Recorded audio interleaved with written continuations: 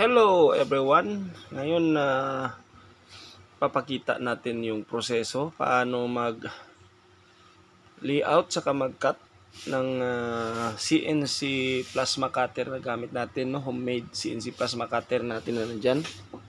So ayan. So magsisimula tayo dito sa drawing files. Ayan, kung nakikita natin ito yung buong drawing. Ito naman yung mga nabawasan na natin para malaman natin kung alin doon yung natapos na natin i-cut. So, i-compare lang natin yan. Dito naman sa baba, ito yung mga tapos na na-cut na yan. So, ngayon mayroon tayong ginawang bagong cutting file. Ito, highlight natin.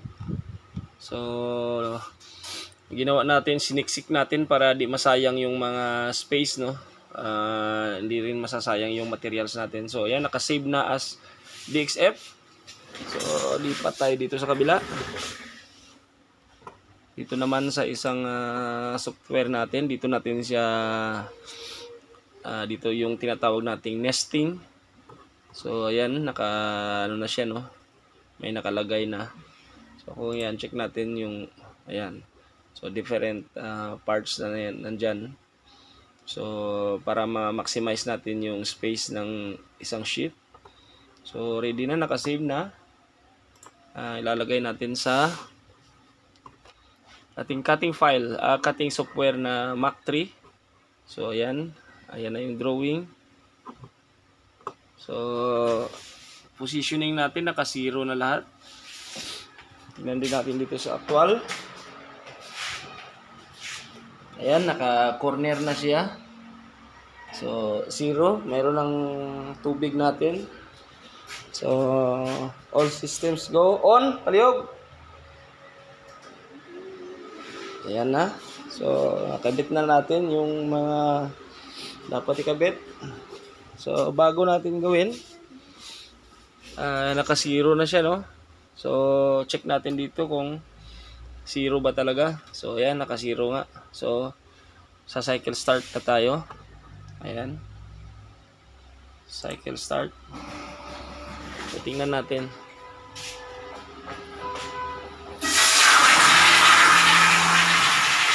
Ayan.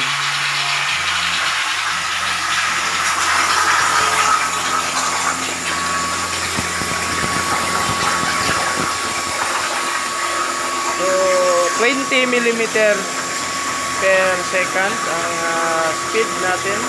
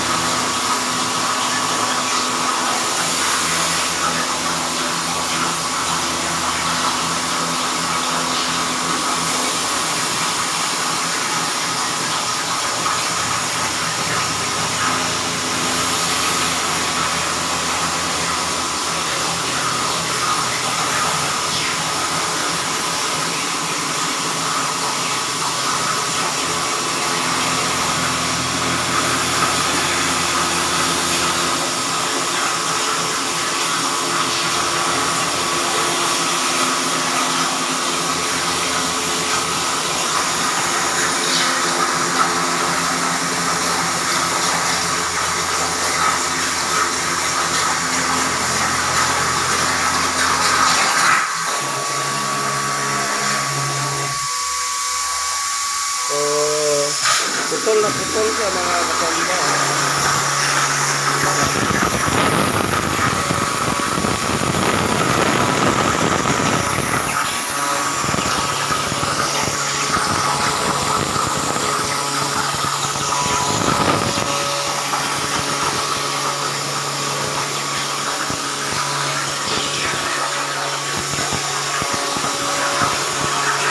Ayan yung shape niya.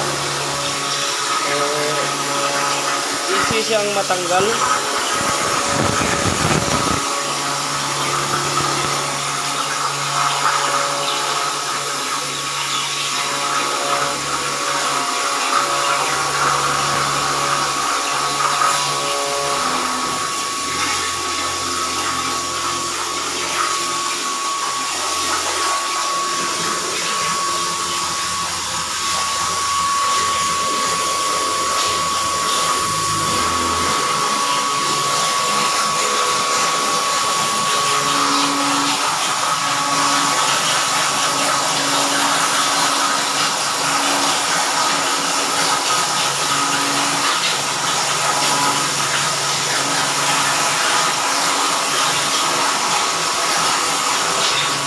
So ito naman yung torch height controller natin.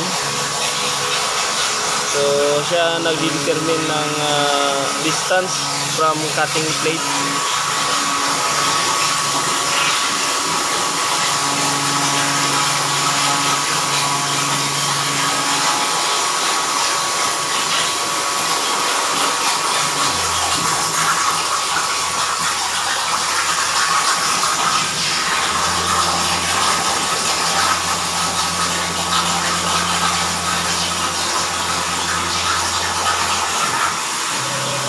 Yun.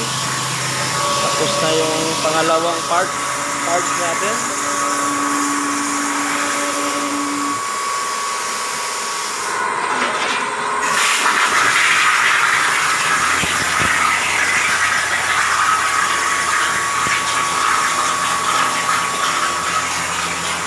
So pwede pa natin up speed, no? 1,200, gawin natin 1,300. So mga nasa 23 millimeter per second. Manipis lang kasi yan. So 3mm aluminum sheet.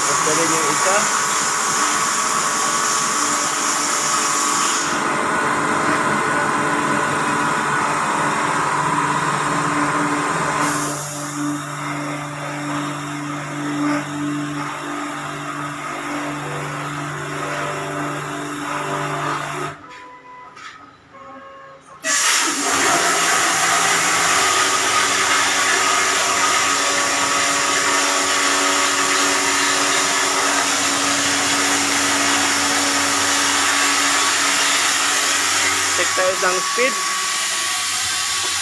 1,300. So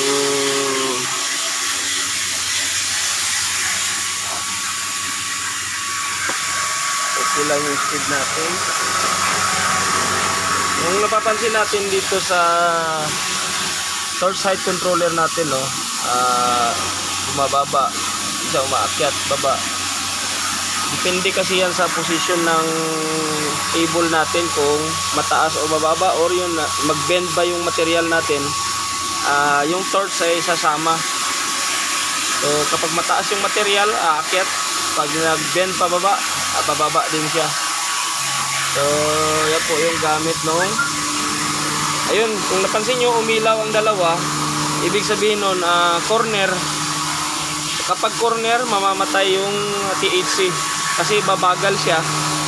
So i-hold niya yung paggalaw ng torch, kaya iilaw. Kung papansinin natin, pagdating sa corner, mayroong corner dyan, iilaw yung dalawa. Yan natin dito. So ayan sa dulo, pagdating sa dulo, iilaw yung dalawa, up and down.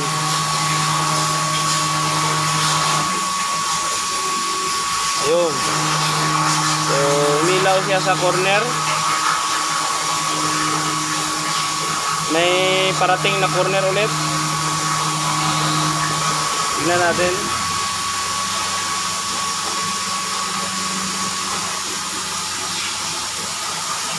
Ano pala yun, malaking corner, so hindi niya kailangan na mag-push.